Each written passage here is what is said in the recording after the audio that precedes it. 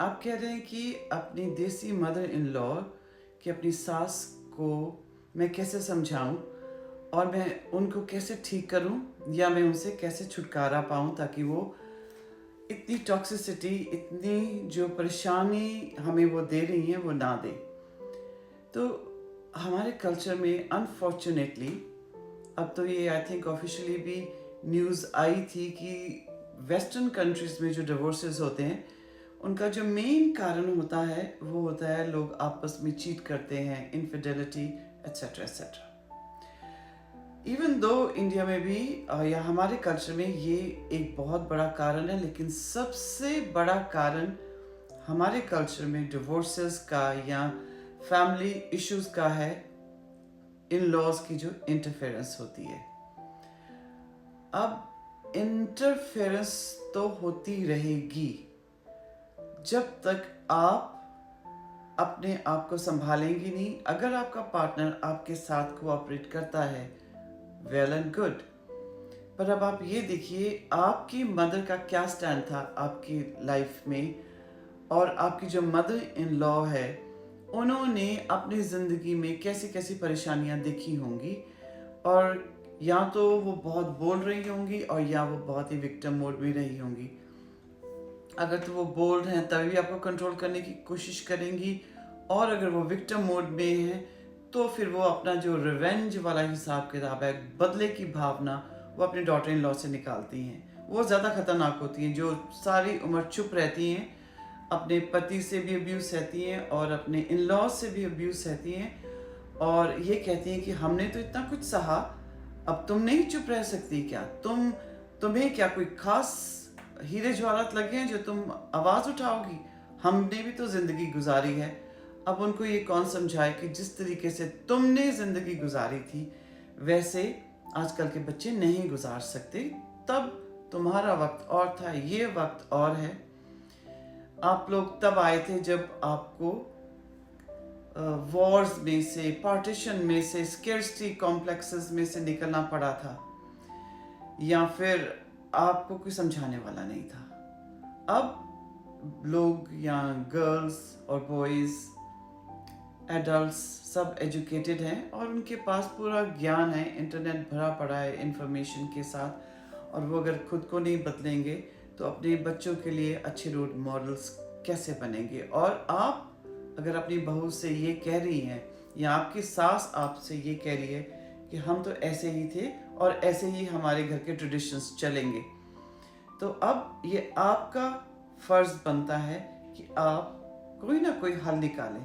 और वो हल ये है कि लड़ाइयों और झगड़ों से तो कुछ होने वाला नहीं है। अगर आपको लगता है कि आप एक बार 10 बार एक ही बात को रिपीट करके उनको समझा लेंगी या उनको बदल लेंगी, तो वो नहीं बदलेंगी। A bad mother-in-law does not happen overnight. ये जो मदर इन लॉ है, ये जो आपकी सास है या ससुर कोई भी, ये इस सिचुएशन पर ओवरनाइट नहीं पहुंचे हैं। ये पिछले 2-3 महीने में या 2-4 साल में नहीं पहुंचे हैं। ये इनकी कंडीशनिंग सालों सालों से ऐसी हो रही थी, तब जाके ये इतने टॉक्सिक बने हैं। तो इतने सालों की टॉक्सिसिटी या इतने सालों का ये जो जहर भरा हुआ है अंदर, आप कल की आई हुई कैसे निकाल लेंगी? तो फिर क्यों ना आप यही एनर्जी अपने ऊपर लगाएं, बिना लड़ाई झगड़ों के। और छोटी छोटी बातों को अगर हम पकड़ के बैठ जाएं, उन्होंने ऐसे कहा, उसने ऐसे करा, और मैं ऐसे कैसे जी सकती हूँ, तो ये भी नहीं चलने वाला, क्योंकि आपकी भी ज़िंदगी है। आपका शायद पार्टनर बहुत अच्छा है, आप उसके साथ ज़िंदगी बिताना चाहते हैं, पर आपके पार्टनर की भी सिचुएशन इस वक्त बहुत ज़्यादा क्रिटिकल है। तो आप दोनों को मिलके कोई ना कोई साथ या कोई ना कोई हल निकालना पड़ेगा।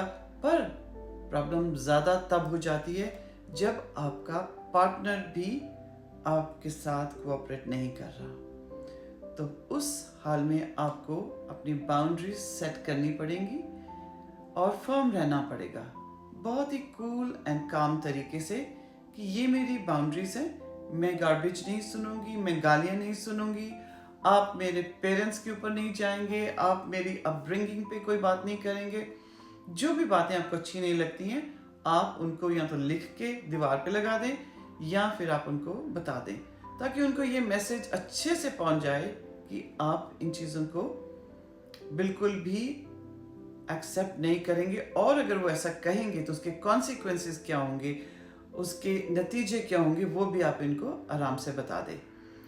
अब ज़िंदगी आपको जीनी है तो कोई ना कोई हल आपको निकालना पड़ेगा, क्योंकि हर सिचुएशन यूनिक होती है।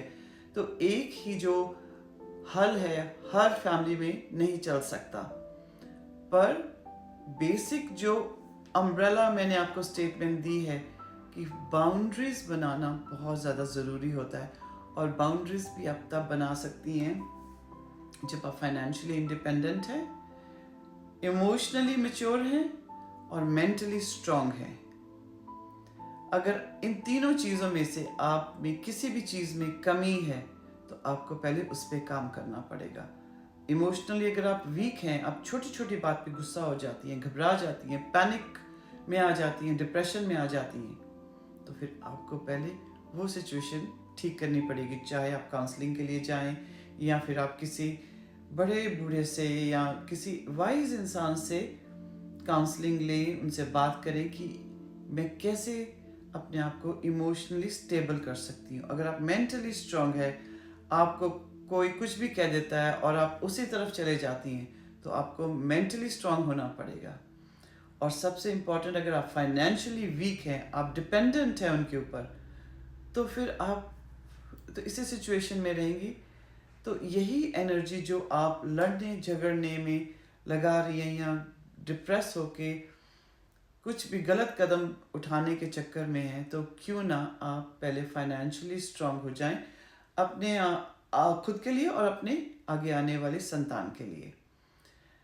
कोई ना कोई जॉब करें या कोई ना कोई अरेंजमेंट करें जिससे आप अपनी ज़रूरतें पूरी कर सकें। जब आप इन तीनों चीज़ों में स्ट्रांग हो जाएंगी तो आपको शायद फिर कोई परेशान करने से पहले 100 बार सोचेगा। सिर्फ कमज़ोर लोगों को ही दबाया जाता है, और वो कहते हैं वी टीच अदर्स कि वो हमें कैसा हमारे साथ बिहेव करें। हम दूसरों को ये बता देते हैं अपने बर्ताव से, अपनी बातचीत से, कि अगले लोग हमारे से कैसा बर्ताव करें।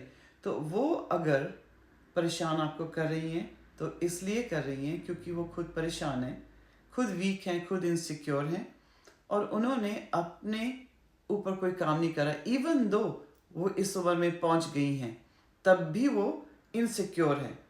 बेटा बेटा ही रहता है और हस्बैंड हस्बैंड रहता है, माँ माँ रहती है और बहू बहू रहती है। बहू बेटी बन जाए, माँ ससुर सास बन जाए, सास माँ बन जाए, ऐसे नहीं होता। सबके रोल्स डिफाइंड होते हैं, और उन रोल्स को अगर हम ऑनर करें, सब लोग अपनी अपनी लेन में गाड़ी चलाएं, तो एक्सीडेंट शायद कम होते हैं। इसलिए वर्क ऑन योर सेल्फ, और डरने की ज़रूरत नहीं है और ना ही डराने की। Best of luck.